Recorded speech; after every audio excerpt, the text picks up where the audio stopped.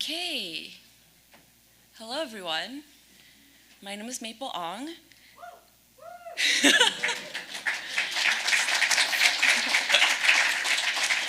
Thank you. You're all very kind. So today we'll be looking into peephole optimizations. I'm going to be saying peephole optimizations a lot, so bear with me. And also someone keep a counter because I'll be curious how many times I say it. So before I begin, I wanted to share that I work with Gusto. But the truth is I've always worked with Gusto. It's the only way I work. But more recently, I work with Gusto with a capital G. They're an HR and payroll company for small businesses. It's been really good so far, so if you're interested, reach out. Previously, I worked on Truffle Ruby at Shopify. And Truffle Ruby is a high-performance Ruby implementation that is built on top of the Graal VM and the Truffle framework. So working on this team really inspired me to learn more about programming languages and how they're implemented, specifically Ruby. So peephole optimization is an established technique. Don't try to read this. I just wanted to show you something. But it was established back in the 60s. And this is the earliest paper I could find on the topic. Now, like the 60s were a really long time ago, and I think computers have evolved a lot since then, thank God. So why am I giving a talk about such a dated compiler optimization? Well, because I think it's interesting and fun to learn about, which is personally why I do anything at work, really. Otherwise, what are we doing if it's not interesting or fun? But I want to share with you a better reason, perhaps, why you should kind of learn this foundational technique, because I think it makes you a better Ruby developer. For example, learning how the Ruby language is executed will help with debugging and problem solving in your day-to-day work. So, if you have experience working with compilers already, I hope this talk will refresh your memory on the topic. And you'll learn something new about how Ruby implements this particular optimization. And if you're a complete beginner, then this talk is written with you in mind. So I hope you learn more about the Ruby compiler and specifically this optimization. And I hope you want to learn more at the end of this talk. So before we begin, just wanted to show you what to expect. We're going to talk about what is peephole optimization. When does peephole optimization happen in Ruby? How does Ruby implement peephole optimization? And then the fun part, which are examples of peephole optimizations in Ruby. And when we go through that, we're going to learn about some YARF instructions. And then we're going to talk about limitations and benchmarks. So, what is peephole optimization? So, it involves looking at a small set of code, usually intermediary instructions or bytecode, which you'll see what it looks like in a second, and to find and change the instructions to be simpler and more performant, cleaner, if you will. And because the optimization only has a window into several instructions at once, it is called peephole optimization, or sometimes window optimizations. Honestly, personally, I think it should be named window cleaner, because it's just a better name than peephole optimization. But another note is that this optimization is used in other layers of the stack and also in other languages. So for example, it's also used in Python. It can be used to optimize assembly code. Even YJIT uses this technique. But today we'll be talking about it in the context of Ruby, and more specifically, the CRuby or MRI implementation. So another thing to note is that Ruby utilizes peephole optimization already. It's turned on by default, so whenever you run Ruby foo.rb, it's already turned on. So moving on to when does peephole optimization happen in Ruby. Let me just briefly go through the entire Ruby execution process with you. So on the far left, we have your Ruby code that we've all written. And when you execute your Ruby code, it gets passed into a tokenizer, which outputs tokens, and it gets passed into a parser, which outputs AST nodes. And if you've attended Kevin Newton's talk, you will know all about parsing and AST nodes. And it gets fed into a compiler, and the compiler outputs bytecode for the virtual machine to be to execute it. And specifically, the optimization happens between the compiler that outputs the bytecode to be executed by the virtual machine. So to make sure we're on the same page, I want to emphasize that when I say bytecode, I mean like YARV instructions, because that's a specific type of instruction sequence for Ruby. And when I say VM or YARV, it's the same thing, because in Ruby, YARV is the VM. So YARV stands for yet another Ruby VM. Okay, let's move on to some examples to see what YARV instructions look like. So we have puts 9 plus 8, and I'll always say this joke, but I can't do mental math, so I always have to just type it out in IRB. So we're gonna put it into a string called source code, and we're gonna use this Ruby library called RubyVM instruction sequence, and we're gonna call the method compile on it with the source code, and then we're gonna disassemble it, which just makes it easier. Sorry, it makes the compiled code human readable. So when you run this is the output. And I don't want to overwhelm anyone, but I just want to highlight that this is like what we're interested in today. So that is the YARV instructions, and this is what it looks like simplified. So for example, there's put self and then put object, and 9 is the kind of the argument to put object. It's kind of like a method call, I guess. So during the compilation phase, Ruby stores its instruction sequences in a linked list structure like this. The linked list eventually gets converted into an array later on in the process. So just to pull back on how this relates to Peephole optimizations, after the compiler generates the bytecode is then optimized before it's passed into the virtual machine to be executed. All right. Before I go into the examples, let's talk about how specifically Ruby implement Peephole optimization. And I know we all love reading C code, so this is iseek optimize, the function that lives in compile.c. So compile.c contains code that translate the tree nodes into VM instruction sequences. I've kind of simplified the function and made it like kind of pseudocode, so this is what you kind of need to know for the talk. First thing we do is set up optimization options, because it's C, so we need to set things up. We're gonna then, in a while loop, iterate over a linked list. Sorry, iterate over the linked list, which is the instruction sequences. And next, we check if the element is an instruction, because there are different types of instructions. And if it is, we check if Peephole optimization is turned on. So as I mentioned before, Peephole optimization is turned on by default, but you can switch it off if you want.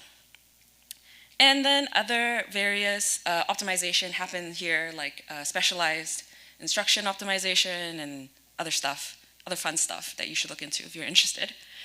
And then at the end of the loop, we move on to the next element on the linked list. So just to quickly recap, essentially iseek optimize traverses each element of the linked list and then call iseek Peephole optimize on each of them. So let's take a look at iseek Peephole optimize in compiler.c.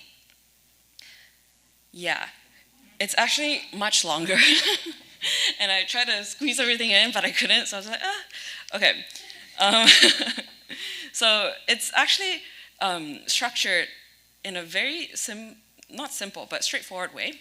So when the function gets the instruction, all it does is check it against a bunch of if statements. So for example here, we check if the element is a new range, and a new range is a type of YARV instruction. And if it matches some conditions, then we optimize the linked list in some way. So it's essentially like a function for pattern matching and conditional replacement. I just want to share this paper. I thought it was really cool.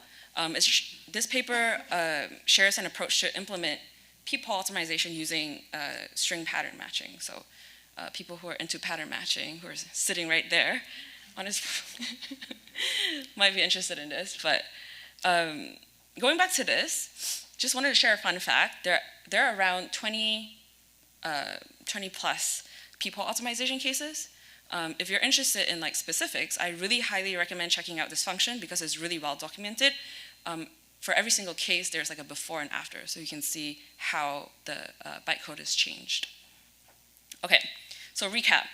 IC essentially traverses each element and calls the Peephole optimized function on each of them.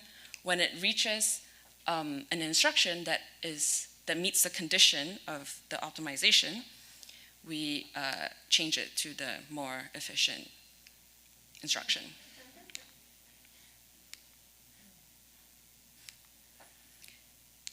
Okay, so after this Peephole optimization pass, the instruction sequences will be smaller in size and more performant. So this is the fun part. Let's take a look at some examples of Peephole optimizations in Ruby. So there are three types, 3 ways you can optimize. So first one is combining multiple instructions into one single instructions, and that obviously saves space. Eliminating redundant instructions and using more efficient instructions. So the first one is combining multiple instructions into one single instruction. So here we have a range of the string A to the string Z, and the double dot indicates that it's inclusive. And if you don't really know Ruby, you can call count on it, and then it will return 26 because there are 26 alphabets. And if you can call like 2A on it, and it returns an array from A to Z because it's Ruby. So we're going to do something similar to the example I've showed before. We're going to put it into a variable called source code, and then compile and then disassemble it and see what happens. But in this case, Peephole optimization is turned off. And this is the output. And this is the important stuff. So let's learn about what each of these instructions do. So the first one is put string A. So put string essentially pushes a string literal onto the stack, and new range, and then put string Z is the same instruction but with a different argument. And then new range 0 creates a range. It takes one argument, which is 0 if the n is included, or 1 if the n value is excluded. So in this case, we know that it takes 0 because the n is included. So let's take a look at how YARV would execute this instruction sequences. One thing to note is that YARV is a stack-based VM, which means it uses a stack to manage its values as it executes bytecode. So put string A pushes A onto the stack. Put string Z pushes Z onto the stack. New range 0 pops 2 objects off the stack, creates a new range that is inclusive, and then pushes that back onto the stack, and then we leave, which is return. So let's take a look at what the bytecode would look like with the optimization turned on. So it's essentially very short, just put object. So put object pushes a known value onto the stack, and in this case, it's the same thing as what we saw in the previous iteration, which is the range from A to Z inclusive. So we can see that the ending value on the stack is the same, but the diff is much better because we're saving 3 instructions. When I ran a micro benchmark on this, it is 5.4 times faster, so that's pretty cool. All right, so moving on to the next example, eliminating redundant instructions. So this Ruby code, hello world, is splatted in an array, and it gets evaluated into just an array containing hello world. Doing the same things we did before, we turn off Peephole optimization. This is the output. And so we have put string hello, put string world, and you know what put string does already. The new instruction here is new array that takes in the argument 2. New array puts a new array initialized with size values from the stack. So in this case, we are calling it with 2, which means it pops 2 objects off the stack, creates a new array with it, and pushes it onto the stack. And then it's followed by splat array, which calls 2A on an array to splat it. And then it pushes it back on the stack. So let's go through it really quickly. First, we have put string hello, which pushes hello onto the stack. Put string world, new array 2, which pops 2 elements off the stack, creates a new array with both the elements and pushes it back onto the stack. And then we call splat array, which pops 1 element off the stack, calls 2a on it to turn it into an array, and then pushes it back on the stack, and then we return. So you can kind of see where I'm going with this. With the Peephole optimization turned on, we can see that splat array is gone. And the reason is that we know that new array will always return an array on the stack, so calling splat array on it, again, is redundant. So running a micro benchmark on it, it is 1.3 times faster. Okay, so moving on again. Eliminating redundant instructions, part 2. So in this code, we have the string gummies are the best, which they are, and we assign it to x. And for some reason, we want to assign x to x again. So this is a really funny story, but I was sharing this talk with a friend. I was like, who would actually just assign x to x? And it turns out that he just did recently in a Rails commit. If you're interested, check out that PR. It's to silence the assigned but unused variable warnings.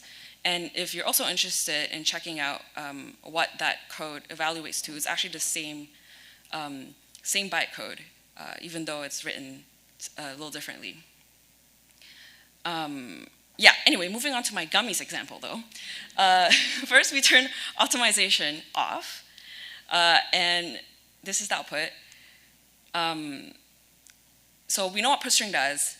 The new instruction here is set local at index 0. Let's see.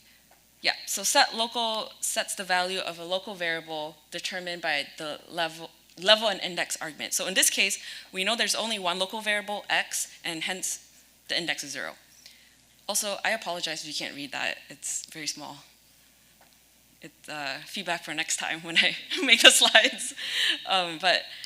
So moving on, get local index 0 is similar to set local, but in this case, we're getting the value of the local variable from a frame determined by the level and index argument. Again, in this case, index is 0 because there's only one local variable. And dupe copies the top value of the stack and pushes it onto the stack. So one thing I want to note here is that the dupe instruction here is different from the Ruby version of dupe, because you can call dupe on a Ruby object. The instruction dupe here does not make a copy of the object, so it just duplicates the pointer reference. So let's take a look at how Yarv executes this. So put string gummies are the best. We set local at index 0, which pops the first value off the stack and sets it in the local table at index 0. Ruby does it a little differently, but I'm just simplifying it here for this talk.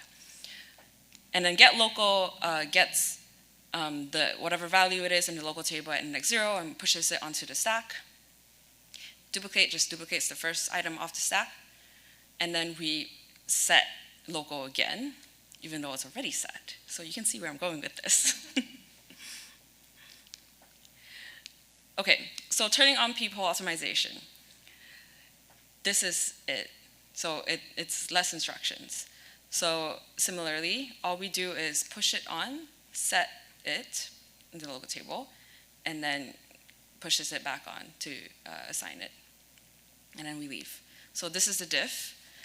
One thing I also want to note is that if you're interested in how some snippet of code work, I highly recommend doing what I just did, which is check it out, read it, and think about how Yarv would execute it using the stack. And I think it's a really fun exercise to do. That's all. Okay, so the micro benchmark turns out to be something really interesting. It says same-ish. Difference falls within error. So essentially it's not slower, it's like marginally faster, but it makes no difference in CPU performance, essentially. But we know that kind of makes sense because, as I mentioned before, the dupe we see does not cost a lot to execute. And so I think this is an example of a cleanup type optimization. It does save us on mem size, I imagine. So last example, using more efficient instructions. So here, we're assigning an array containing 1 and 2 to foo, and then we're going to splat foo in an array containing foo and 3. So let's go through that again. We turn off Peephole optimization, and this is the output. It's pretty long, but bear with me. So dupe array takes in one argument, 1, 2, and dupe array copies a literal array and pushes it onto the stack. And the other new instruction that we're seeing here is concat array. And concat array concatenates the 2 arrays on the top of the stack. So if we quickly go through this, dupe array pushes 1 to 2 on the stack, set local sets it, and get local gets it again, and then we call splat, and then we dupe it again. Sorry, we dupe 3, and then we concat array, which pops 2 objects off the stack and concatenates it and then pushes that array back onto the stack, and then we leave. So when Peephole optimization is turned on, this is the output. It's very subtle, but the difference here is that instead of using dupe array 3, we use put object instead. And the reason for this is because dupe array allocates a new array, while put object does not. So running a micro benchmark on this, it is 1.26 times faster. So those are all the examples. Let's talk about limitations. So I feel like you can probably notice you can think about, from what I showed you and the code that I've code examples, you can probably see what the limitations are. So first of all, it's a narrow scope. There's a limited context. The optimizer has limited context and visibility into the code to make optimization decisions because it can only see so many instructions ahead of time. And the second reason is it only applies to very specific bytecode and way of writing code. And lastly, Peephole optimization has to be found and implemented by humans, at least in Ruby right now. So one question you might be asking is, why doesn't the compiler just generate optimized code? Why do we have to do this? And the answer is, it's just the way the compilers implement it. It is also unable to see the bigger picture. So the goal of the compiler is to translate AST nodes into bytecode.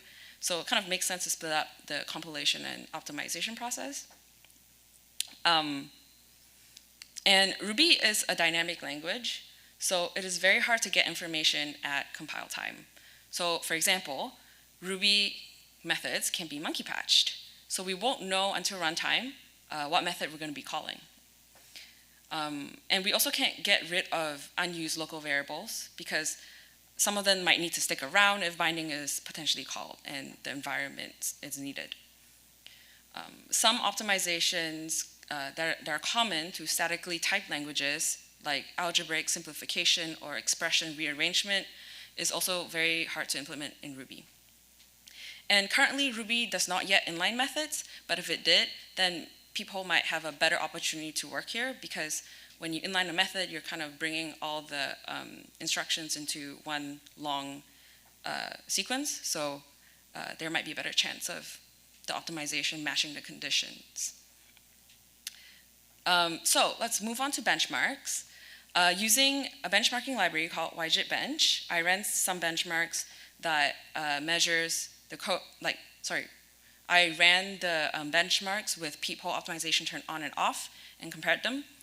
It shows modest improvements with Peephole optimization turned on, so I guess that's cool.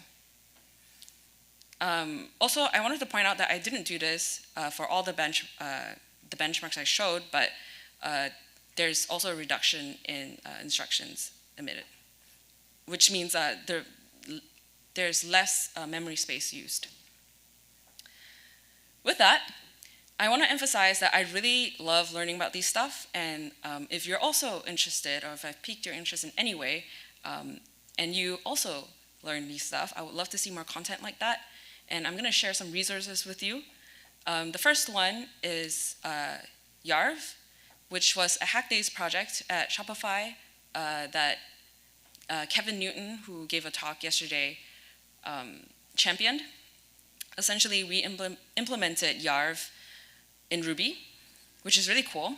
And we've also documented a bunch, like, I want to say most, but I'm not sure, a bunch of Yarv instructions. So please check it out if you're curious. And I think it's really cool because you can also see how it works.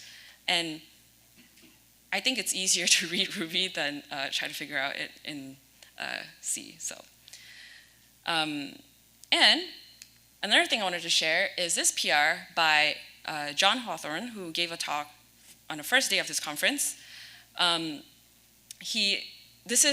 This is one of the examples that I've shared, but essentially he found this this opportunity to optimize, and he made the change. So if you're ever curious about and want to find ways to contribute to Ruby, please make a PR. It's really cool. I hope you feel inspired and empowered to make changes to Ruby after learning this. I know I didn't share specifics with you on how to make the change because I haven't done one myself, but it is possible. So thank you for listening. You can DM or tweet me at ongmaple, and I wanted to thank the people here for being really gracious with their time. But yes, thank you.